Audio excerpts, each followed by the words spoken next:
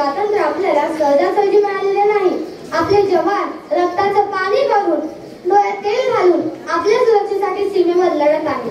जर परकीय शत्रूंनी हमला केला तर जवान प्राणांची पर्वा न करता लढाई करतात. त्या लढाईमध्ये अनेक जवान शहीद सुद्धा होतात. शहीद वीराच्या मातेचा हा हुंदकार की साहब आप तो भर्ती में लेते समय एक इंच भी कम नहीं लेते, तो मैं आधा अधूरा शरीर कैसे लूं? एक शहीद हुए जवान की आंगन की तुलसी रोती है और शहीद हुए जवान की विधवा की वेदना चीख चीख कर कहती है कि प्यार भी भरपूर दिया और मां का सिंदूर भी गया. छोटी छोटी बेटियों की तो छोटी राही चली गई, छोटी छोटी बेटियों की छोटी राही चली गई. आपके लिए एक आदमी मर गया है साहब, हमारी घर की तो रोटियां ही चली गई, हमारी घर की तो रोटियां ही चली गई. ना जातीसाठी लढले ना धर्मासाठी लढले, ना जातीसाठी लढले ना धर्मासाठी लढले. शूर भारतीय वीर फक्त आणि फक्त देशासाठी लढले, फक्त आणि फक्त देशासाठी लढले.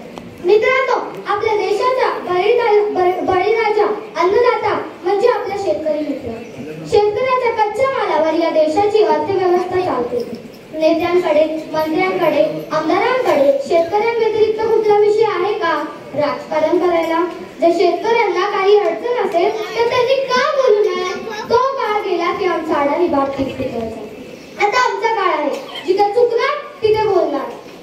रस्त्यावरून ट्रॅक्टर मधून जाताना जर कोणी ऊस मागितला तर शेतकरी हसून बोलतो, अजून घ्या, यात काय एवढं? पण मॉल मध्ये तर साधी कॅरी बॅग सुद्धा फुकट मिळत नाही. तो शेतकरी आहे. शेतकरी जगला पाहिजे, कारण इंडिया कितीही डिजिटल झाली तरी भाकरी काय आपल्याला डाउनलोड करून मिळणार नाहीये. म्हणून शेतकरी आपल्या देशाचा पोशिंदा आहे आणि आपला देश कृषी प्रधान देश आहे. जेव्हा माझ्या शेतकरी मायबापावर आत्महत्या करण्याची वेळ येते तरीही तो शेती करणं काही सोडत नाही.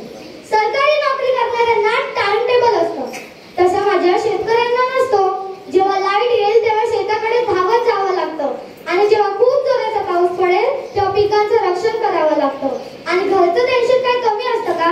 तरीही माझा बळीराजा रात्रने दिवस राबतच असतो. तर हे सगळं त्यावेळेचे पंतप्रधान लाल बहादूर शास्त्री यांना कळालं. म्हणून त्यांनी जवानांसाठी आणि किसानांसाठी एक नारा तयार केला, तो म्हणजे जय जवान जय किसान. चला तर मग आपण या महान वीरांचा जय जयकार करूया.